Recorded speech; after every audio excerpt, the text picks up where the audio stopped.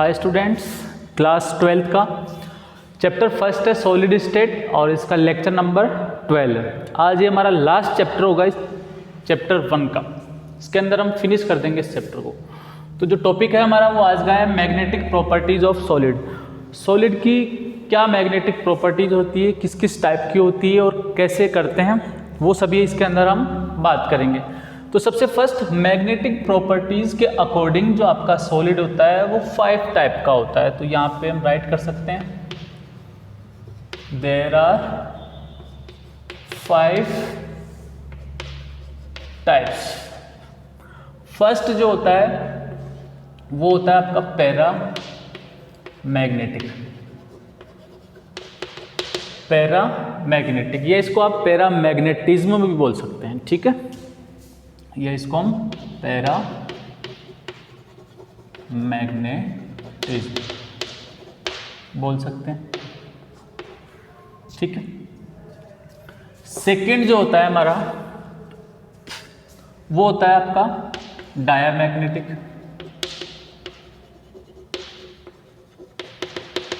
या diamagnetism.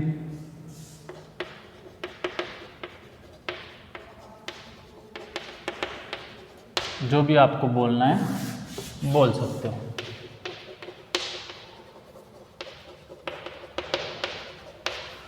Third है हमारे पास फेरोमैग्नेटिक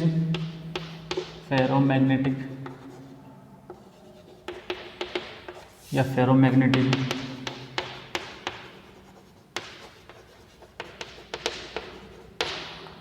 फोर्थ है हमारे पास एंटीफेरो मैग्नेटिक या एंटीफेरोमैग्नेटिज्म।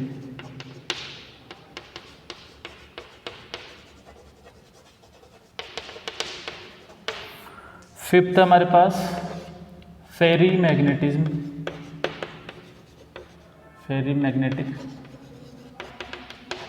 या फेरीमैग्नेटिज्म।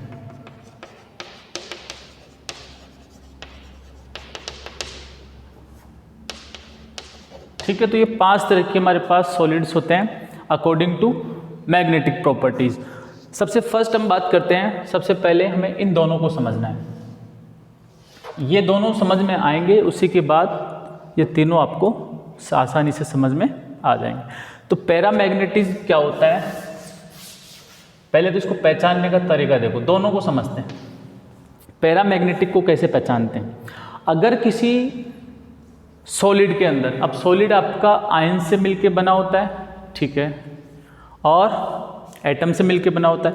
तो हम बोल सकते हैं किसी भी एटम में, सॉलिड में या कंपाउंड के अंदर अगर आपका अनपेयर इलेक्ट्रॉन प्रेजेंट है,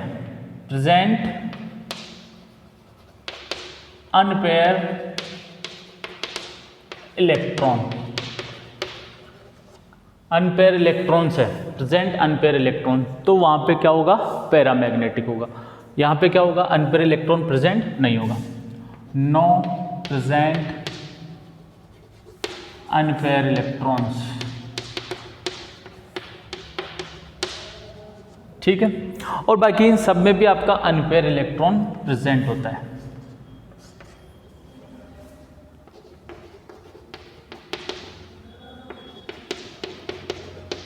electron present, unpaired electron present,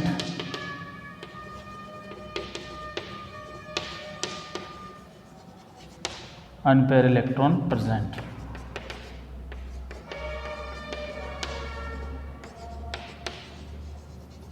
ठीक है।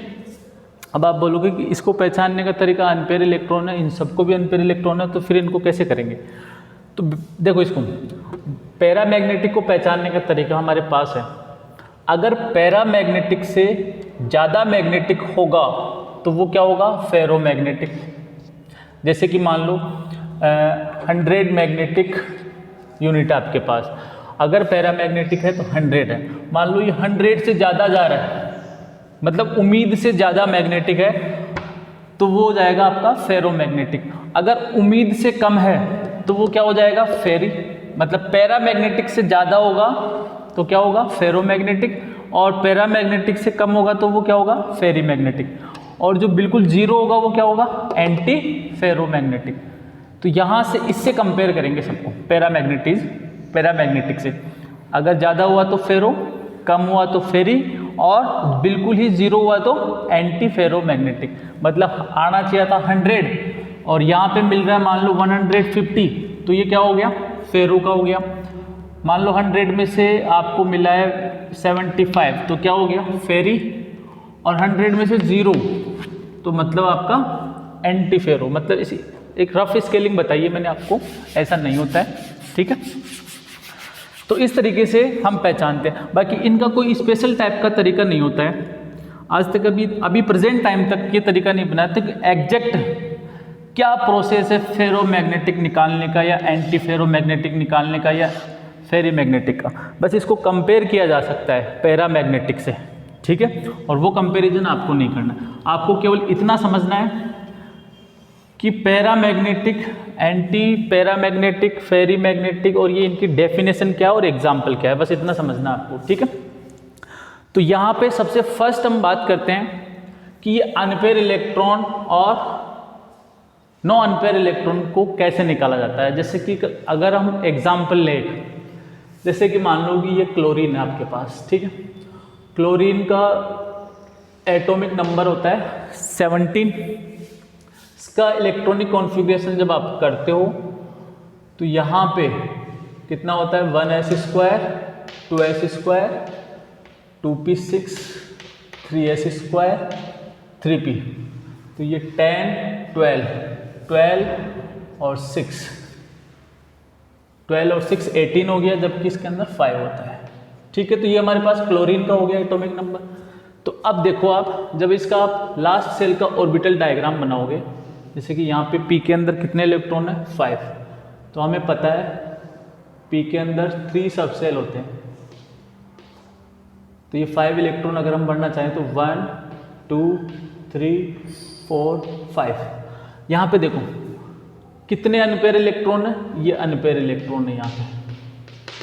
तो मतलब क्लोरीन जो होगा वो कैसा होगा, पैरामैग्नेटिक होगा। कैसा होगा, पैरामैग्नेटिक। अब मान लो इसी को मैं क्लोरीन माइनस कर दूं, अब ये क्लोरीन एनाइन हो गया। तो अब इसका इलेक्ट्रॉनिक कॉन्फ़िगरेशन, अब देखो क्लोरीन माइनस का मतलब होता है इसके पास 18 इलेक्ट्रॉन हो गए। पहले 17 थे, एक इलेक्ट्रॉन लेते ही माइनस लग गया, मतलब अब 18 इलेक्ट्रॉन हो गए। तो मतलब एक इलेक्ट्रॉन कहाँ आएगा, लास्ट सेल में फिल होगा। तो यहाँ पे कितने हो जाएंगे, 6। और इसका जब हम करेंगे तो ये इलेक्ट्रॉन यहाँ पे फिल हो जाएगा। अब देखो यहाँ पे कोई भी अनपेयर इलेक्ट्रॉन नहीं है, तो मतलब क्लोरीन माइनस आपका कैसा है, डायमैग्नेटिक है। क्लियर है।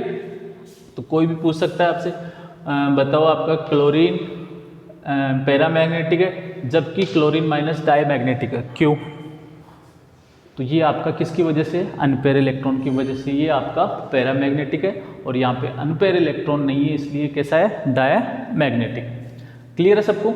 इसी तरीके से हम जैसे कि आगे और देखें, यहाँ पे हम NaCl कंपाउंड में भी देख सकते हैं या कॉपर +2 में भी देख सकते हैं। तो जैसे कॉपर +2 में देखना चाहें, कॉपर +2 आपका कैसा है, तो जब आप इसको चेक करोगे तो ये भी कैसा आएगा, आपका पैरामैग्नेटिक आएगा। मतलब इसके अंदर आपका अनपेयर इलेक्ट्रॉन प्रेजेंट होगा। तो इस तरीके से हम इनको डिफाइन कर सकते हैं। तो ये तो हो गया तरीका पहचानने का। अब बात करते हैं प्रॉपर डेफिनेशन क्या है, उसके अकॉर्डिंग हम इसको देखते हैं। तो सबसे फर्स्ट आप इसको आप राइट कर लो, फिर आगे देखते हैं। फर्स्ट है हमारे पास paramagnetism.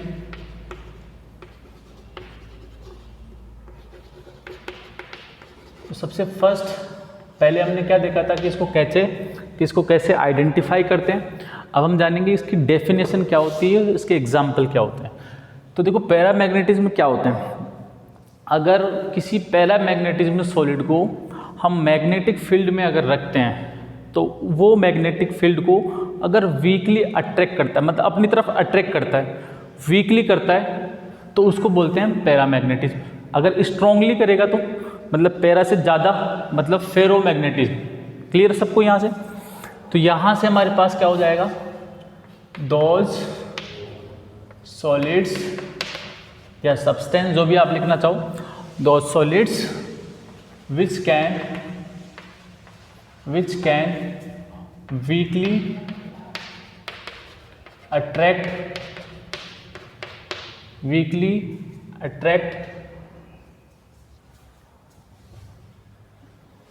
those solids which can weakly attracted by magnetic field.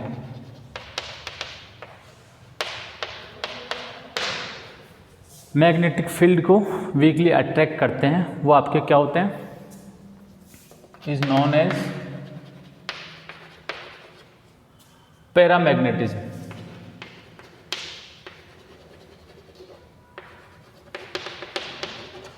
और इसी के अंदर अगर यहाँ पे स्ट्रॉन्गली आ गया तो क्या हो जाएगा, फेरोमैग्नेटिज्म।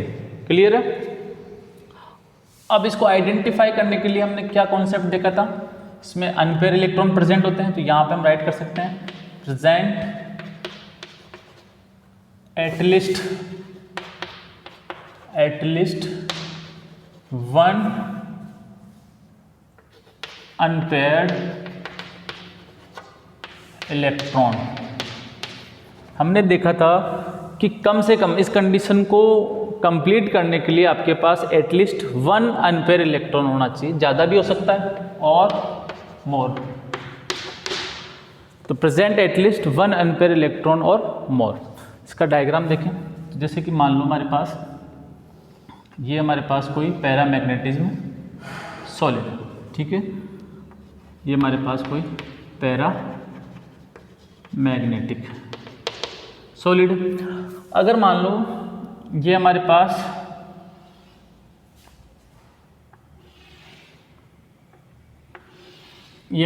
कोई क्या है, मैग्नेटिक फील्ड है, ये हमारे पास मैग्नेटिक फील्ड है। इसकी क्या प्रॉपर्टी होती है, जो लाइन इसके अंदर से जा रही है वो तो जाएगी जाएगी, उसको तो कोई रोक ही नहीं सकता है, ठीक है, जो इसके अंदर से जा रही है वो तो जा रही है।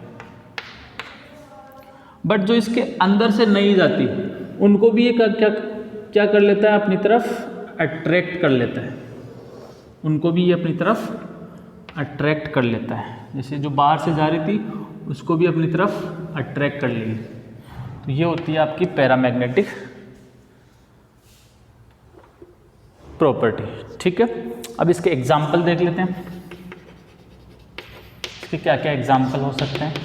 तो इसके एग्जाम्पल के अंदर आप देख सकते हो, अभी हमने देखा था कॉपर +2, इसी के अलावा आयरन +3, इसी के अलावा आपका TiO, और इस तरीके से हमारे पास ये इसके एग्जाम्पल्स होते हैं, ठीक है। तो इन सभी एग्जाम्पल्स के अंदर जब आप अनपेयर इलेक्ट्रॉन निकालोगे तो इसमें भी अनपेयर इलेक्ट्रॉन है, इसमें भी है, इस पूरे कंपाउंड में से या तो इसमें होगा या फिर इसमें होगा, दोनों में से किसी एक में ज़रूर होगा। इसमें भी इसी तरीके से आपका अनपेयर इलेक्ट्रॉन प्रेजेंट है, इसलिए किस में रखे गए हैं, पैरामैग्नेटिज्म में। क्लियर है सबको, राइट कर लो इसको। नेक्स्ट है हमारे पास डायमैग्नेटिज्म, तो यहाँ पे सेकंड नंबर पे आ जाएगा आपके पास डायमैग्नेटिज्म। अब देखो जहाँ पे भी आपका वीकली अट्रैक्ट हो रहा है, यहाँ पे वीकली क्या हो जाएगा, रिपेल्ड हो जाएगा, इसके अंदर weakly repelled by magnetic field is known as diamagnetism. इसके अंदर present at least one unpaired electron और मोर, तो इसके अंदर प्रेजेंट ही नहीं होता है, तो यहाँ पे इसके अंदर क्या राइट कर सकते हैं, नो प्रेजेंट अनपेयर्ड इलेक्ट्रॉन।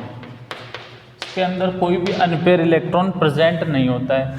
इसका डायग्राम बनाएं तो इसका डायग्राम क्या हो जाएगा, जैसे कि हमारे पास ये कोई डायमैग्नेटिक मटेरियल है,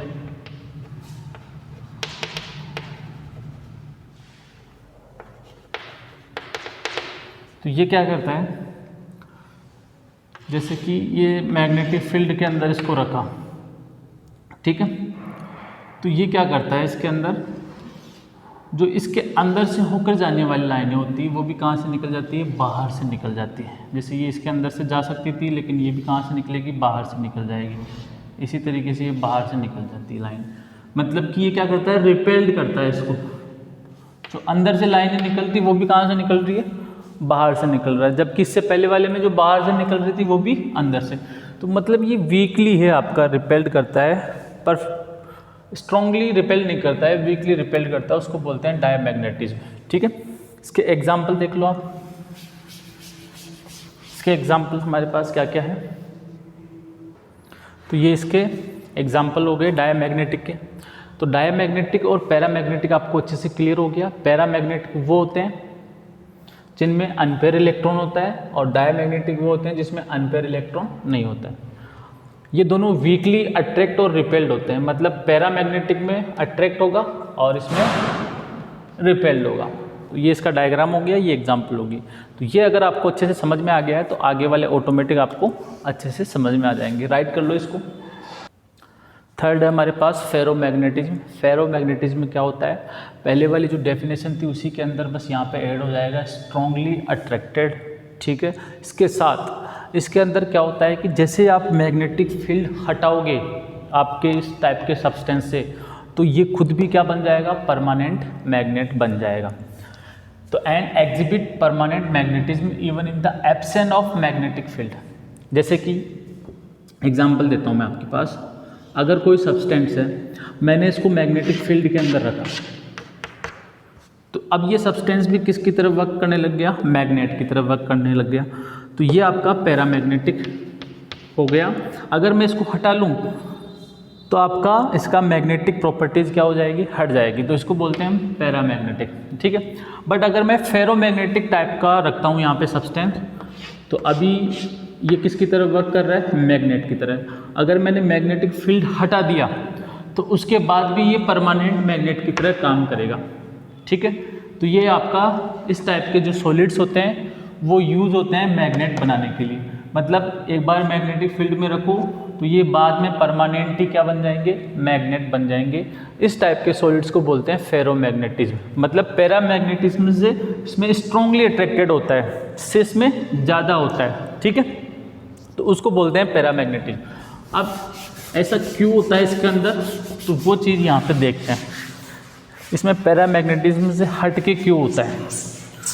तो देखो इसके अंदर क्या होता है, जैसे इसका डायग्राम अगर हम बनाएं तो इसके अंदर कुछ इस तरह से डोमेन बने हुए होते हैं। अब डोमेन क्या होते हैं, डोमेन होते हैं आपके छोटे छोटे ग्रुप के अंदर इलेक्ट्रिक फील्ड।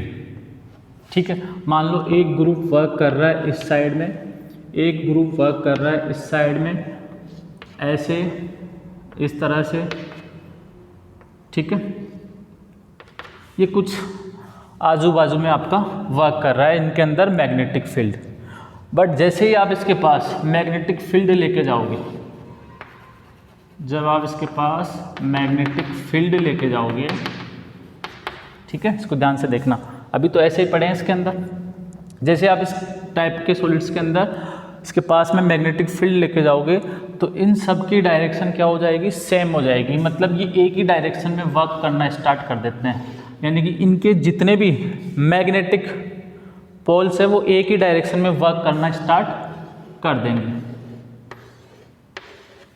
तो जैसे मान लो ये एक ही डायरेक्शन में वर्क करना स्टार्ट कर दे रहे हैं, जिसकी वजह से इनकी मैग्नेटिक प्रॉपर्टीज़ क्या हो जाती है, एनहांस हो जाती है। ठीक है, यहाँ पे लिख सकते हैं हम मैग्नेटिक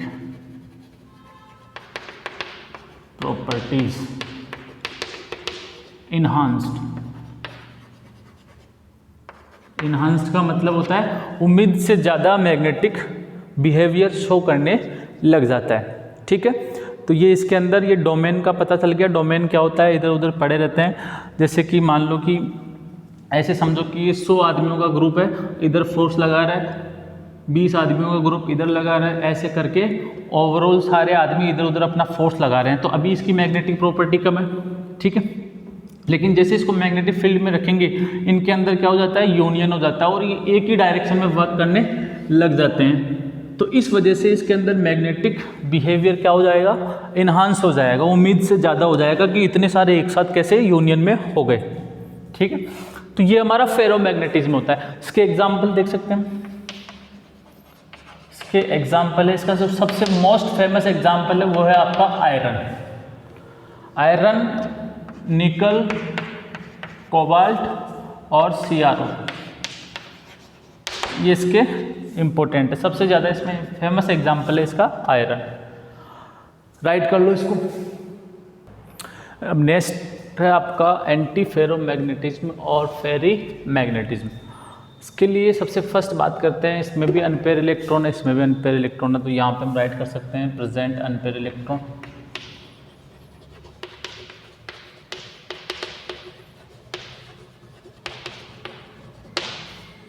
और इसमें भी आपका प्रेजेंट अनपेयर्ड इलेक्ट्रॉन, और पिछले वाले में भी अनपेयर्ड इलेक्ट्रॉन प्रेजेंट था आपका। ठीक है, अब बात करते हैं कि ये फेरो से कितना क्या डिफरेंट होता है, या पैरामैग्नेटिज्म या डायमैग्नेटिज्म कैसे इसको देखते हैं। तो सबसे फर्स्ट हम बात करते हैं इसके डोमेन से चलते हैं। इसके अंदर डोमेन की अगर हम बात करें तो जैसे कि मान लो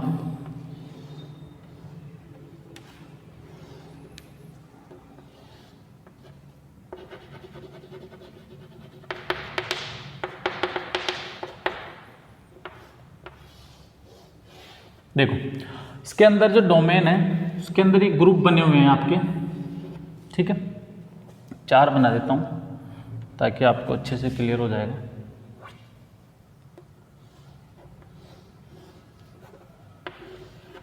ये ग्रुप बने हुए हैं आपके।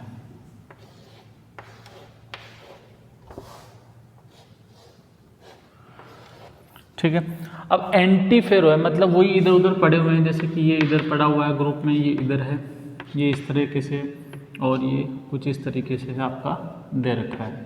कैसे भी ग्रुप में आपका ये ग्रुप बना के इधर उधर घूम रहे हैं।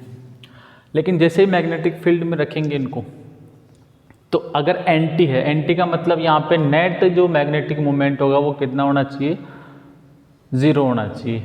तो यहाँ पे ही क्या होगा, जैसे कि मान लो इसके अंदर क्या हो जाएंगे, जैसे एक ग्रुप इधर वर्क करने लग गया तो एक जस्ट उसको कैंसिल करने के लिए लग जाएगा। मतलब एक ने अच्छा काम किया तो एक बुरा करेगा इसके साथ, मतलब उसको देख के करेगा इसके अंदर।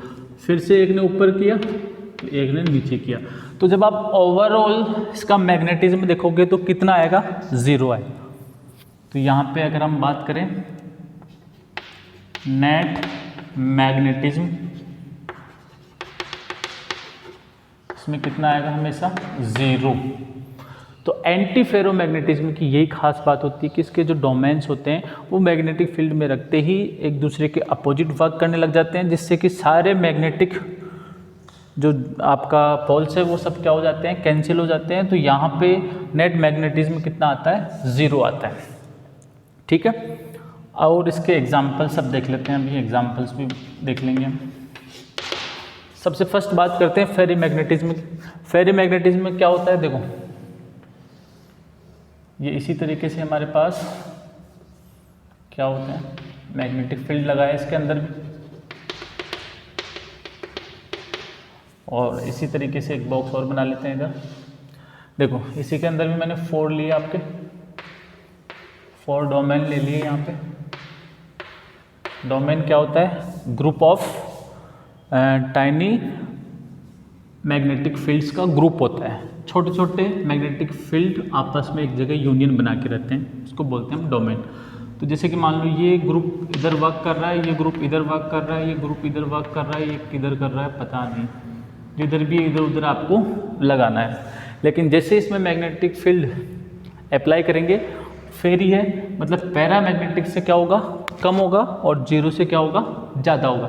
तो मतलब इसके अंदर जैसे मान लो कि ये 2 सेम साइड में वर्क कर रहे हैं, तो एक कहाँ कर रहा है, नीचे की साइड में कर रहा है। फिर मान लो ये आपका ऊपर की साइड में वर्क कर रहा है, फिर 2 आपका ऊपर की साइड, मतलब ज़्यादा पोर्शन एक साइड में होना चाहिए, कम पोर्शन एक साइड में होना चाहिए। तो देखो 3 ऊपर की साइड वर्क कर रहे हैं और 1 नीचे की साइड वर्क कर रहा है। ठीक है, तो इस तरीके से आप इसको और बढ़ा सकते हो, 5 कर सकते हो आपके बुक के अकॉर्डिंग।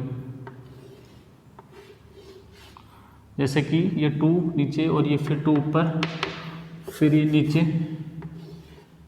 एक नीचे, मतलब ये एक तरीके का देख सकते हो 2 को 1 कैंसिल कर रहा है, 1 का बचा हुआ है, 2 को 1 कैंसिल कर रहा है, 1 का बचा हुआ है। तो मतलब उम्मीद से क्या हो रहा है, कम हो रहा है इसके अंदर पैरामैग्नेटिज्म। ठीक है, इसका भी एग्जांपल यहाँ पे, नेट मैग्नेटिज्म 0 नहीं होगा, net magnetism not equals to 0, 0 नहीं होगा, 0 से ज़्यादा होगा इसके अंदर। इसके एग्जांपल्स देख लेते हैं, इन दोनों के एग्जांपल्स देख लो आप। तो ये एग्जांपल्स हो गए इनके, NTK, MnO, MnO4, FeO, और भी एग्जांपल्स है एक्सेट्रा। इसके एग्जांपल्स हो गए ये वाले, मैग्नेटाइट और फेराइट। तो इस तरीके से हमारा ये मैग्नेटिज्म क्या होता है, कंप्लीट होता है। एक बार इसको वापस से समराइज कर देते हैं हम। पैरामैग्नेटिक और डायमैग्नेटिक, ये सबसे इम्पोर्टेंट है। आपसे जब भी एग्ज़ाम में पूछेगा तो कुछ एग्जाम्पल दे देगा आपको और बताएगा कि बताओ ये सब्सटेंस किस तरीके का है, पैरामैग्नेटिक है या डायमैग्नेटिक। ऐसे नहीं पूछेगा आपसे कि ये फेरी मैग्नेटिज्म है या कुछ है, ठीक है, क्योंकि इनको पता करने का हमारे पास एग्जैक्ट कोई वे नहीं है। बट हाँ, हम कंपेयर कर सकते हैं पैरामैग्नेटिज्म के या डायमैग्नेटिज्म के बेसिस पे। अगर पैरामैग्नेटिज्म से ज़्यादा अगर मैग्नेटिक प्रॉपर्टी शो करेगा, मतलब आप बोल सकते हो उम्मीद से ज़्यादा एनहांस हो जाएगा, तो वहाँ पे आपका फेरोमैग्नेटिज्म हो जाएगा। और आपने देखा था इसके अंदर डोमेन कैसे वर्क करते हैं, ठीक है। इसके बाद हमारे पास क्या आया था, फेरी। फेरी के अंदर उम्मीद से कम हो जाएगा पैरामैग्नेटिज्म से, और एंटी के अंदर क्या हो जाएगा, बिल्कुल 0 हो जाएगा। तो इस तरीके से हमने पूरा कंपैरिजन देख लिया है मैग्नेटिक प्रॉपर्टीज ऑफ सॉलिड्स का। तो ये टॉपिक आपका यहीं पे फिनिश होता है। अब एक छोटा सा टॉपिक बचा है आपका पायरो इलेक्ट्रिसिटी, तो मैं उसकी डेफिनेशन राइट कर देता हूँ, फिर ये हमारा चैप्टर फिनिश। नेक्स्ट है आपका pyro electric effect.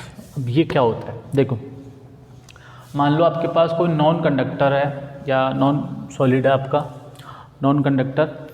Non conductor क्या होता है, जिसमें इलेक्ट्रिसिटी इजीली पास नहीं होती है। तो अब हम क्या करेंगे, इसको इलेक्ट्रिसिटी मान लो इसके अंदर जनरेट करवानी है आपको।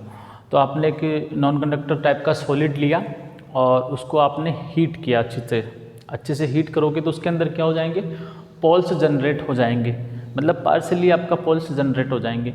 और ये पोल्स जनरेट क्यों होंगे, या तो आपका उसके अंदर एटम होगा या फिर वो आयन होगा, वो एक जगह से दूसरी जगह पे ट्रांसफ़र हो जाएगा, मतलब उसका डिस्प्लेसमेंट हो जाएगा।